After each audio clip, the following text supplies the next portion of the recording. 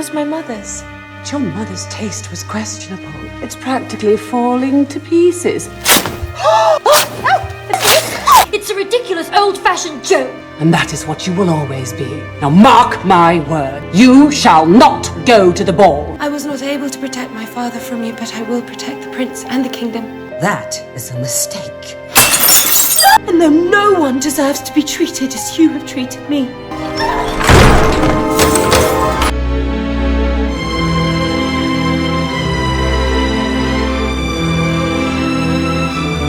Are you ready?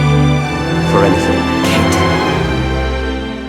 The story begins in a beautiful estate in a peaceful kingdom where we meet a young girl named Ella. She lives a charmed life, filled with warmth and wonder, thanks to her loving parents. Her mother is gentle and kind, teaching Ella the most important lesson she will ever learn. One evening, as young Ella sits by her bedside, her mother takes her hand and whispers words that will echo through her entire life. Have courage and be kind. It is a simple phrase, but it carries the weight of a promise that Ella will hold on to, even in her darkest hours. Tragically, Ella's mother falls gravely ill. Despite the family's prayers and the doctor's best efforts, she passes away, leaving behind a heartbroken father and a young daughter who must now navigate the world without her guiding light. Ella and her father grieve deeply, but over time, they learn to carry on, finding comfort in each other and in the memories of the woman they both loved. Years pass and Ella grows into a radiant young woman, kind-hearted and full of grace.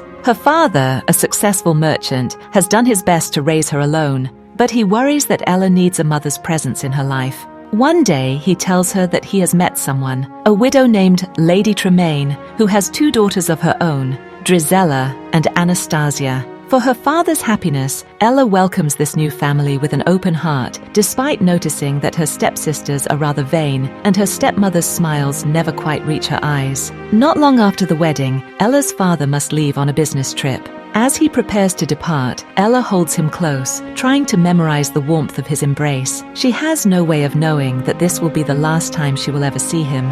While traveling, her father falls ill and dies far from home.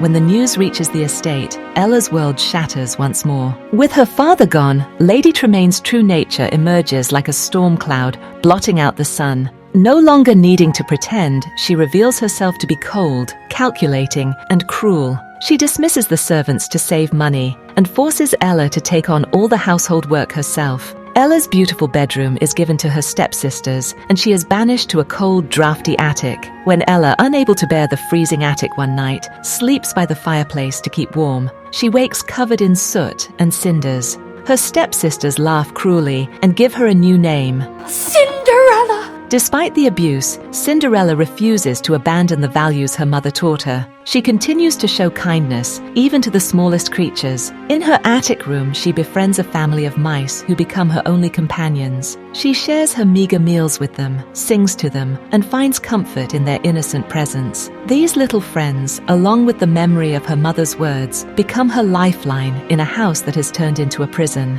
One morning, desperate to escape the suffocating walls of her home, Cinderella saddles her horse and rides into the nearby forest. The wind in her hair and the open sky above bring her a fleeting sense of freedom. As she rides, she suddenly hears the thundering of hooves and the shouts of hunters. A magnificent stag bursts through the trees, running for its life. Cinderella's heart goes out to the terrified creature. She pulls her horse to a stop, just as a group of huntsmen emerge from the forest. Among them is a young man who stands out, handsome, with kind eyes and an air of quiet authority. Cinderella pleads with him to spare the stag's life. The young man, captivated by her compassion and beauty, orders his men to let the animal go. They talk for a few moments, and though he introduces himself simply as Kit, an apprentice at the palace, there is an undeniable spark between them. Cinderella feels her heart stir in a way it never has before. What Cinderella doesn't know is that this charming stranger is no apprentice. He is Prince Kit, heir to the throne.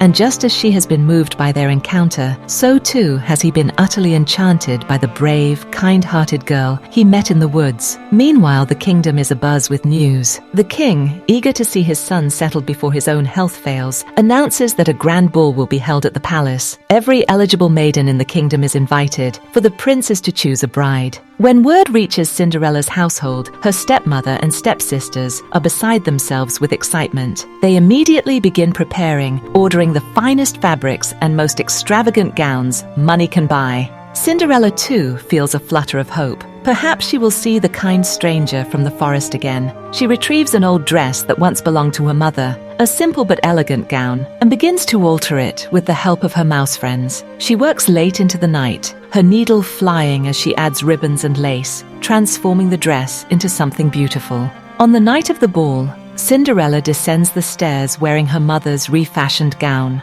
For a moment, even her stepsisters are speechless. She looks lovelier than either of them, but Lady Tremaine's face hardens with jealousy and rage. She cannot allow Cinderella to outshine her own daughters. With a false smile, she approaches Cinderella and pretends to admire the dress, running her fingers over the delicate fabric. Then, with a sudden vicious motion, she tears it. Her daughters, seeing their opportunity, join in, ripping and shredding the gown until it hangs in tatters. Heartbroken, Cinderella flees to the garden as her stepfamily departs for the ball in their grand carriage. She collapses in tears among the flowers, mourning not the ball she will miss, but the precious dress, the last tangible piece of her mother, now destroyed.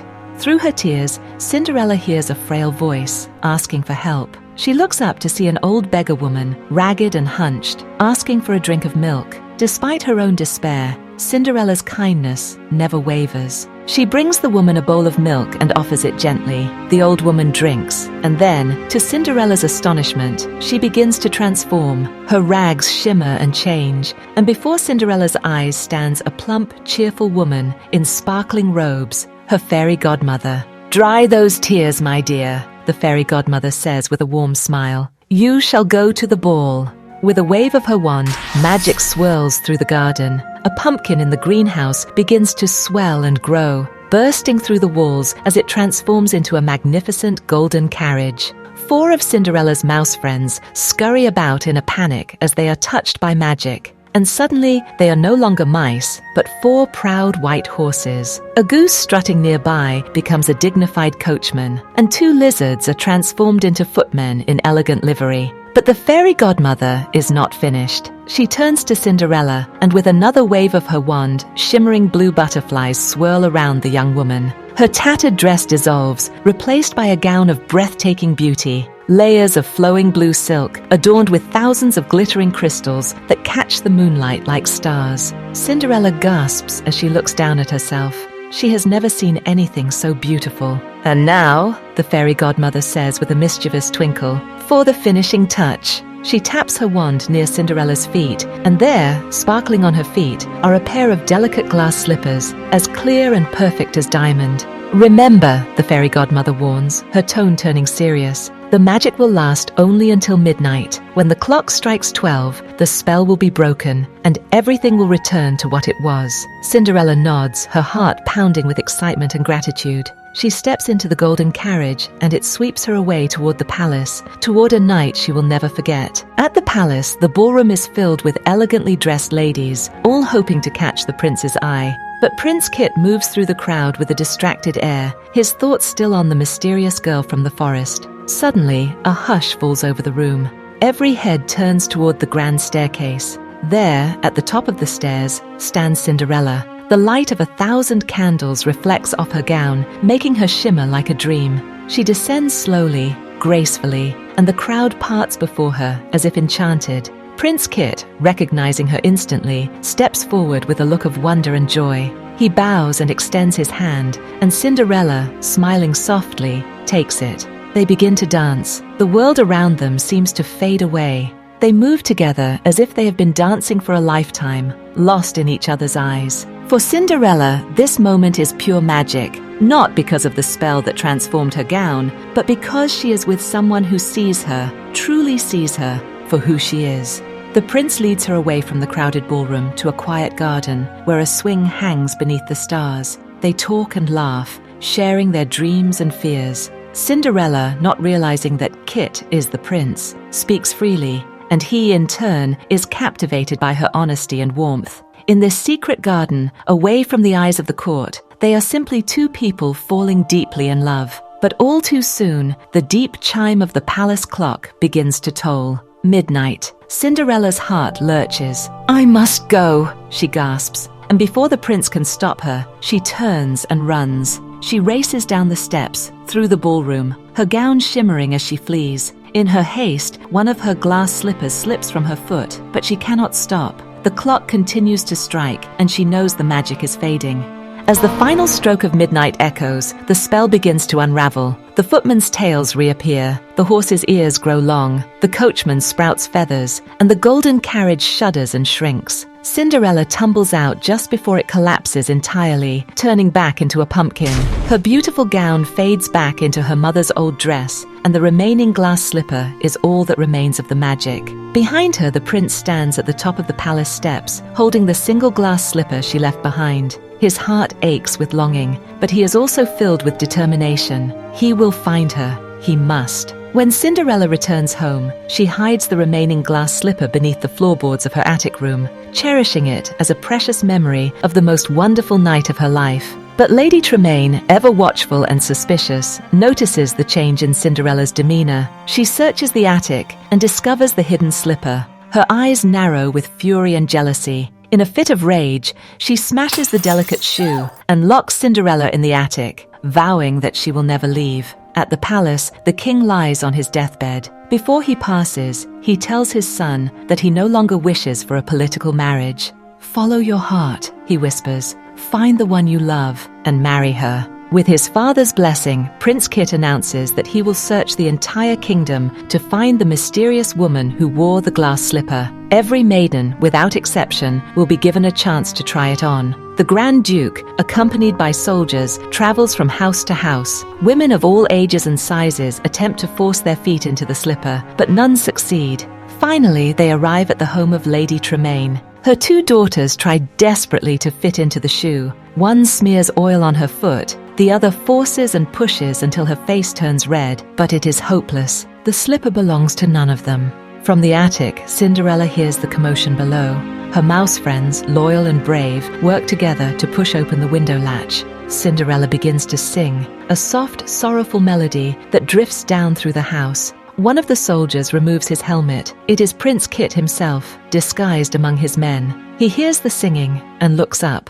"Bring her down," he commands. Lady Tremaine protests, trying to block the way, but the soldiers move past her and unlock the attic door. Cinderella descends the stairs, her heart pounding. She is dressed in her plain servant's clothes, her face streaked with soot. But as she looks at herself in the mirror, she remembers her mother's words once more. "Have courage and be kind." She lifts her head and walks into the room with quiet dignity. The prince steps forward, his eyes never leaving hers. He kneels before her and gently lifts her foot. The glass slipper slides on perfectly, as if it were made just for her. And indeed, it was. The room erupts in whispers, but Cinderella and the prince see only each other. Before she leaves with the prince, Cinderella turns to her stepmother. Lady Tremaine's face is twisted with shame and bitterness, but Cinderella, true to her nature, speaks softly. "I forgive you." It is a moment of grace that leaves her stepmother speechless. Lady Tremaine, unable to face the kindness she scorned, quietly leaves the kingdom, never to return.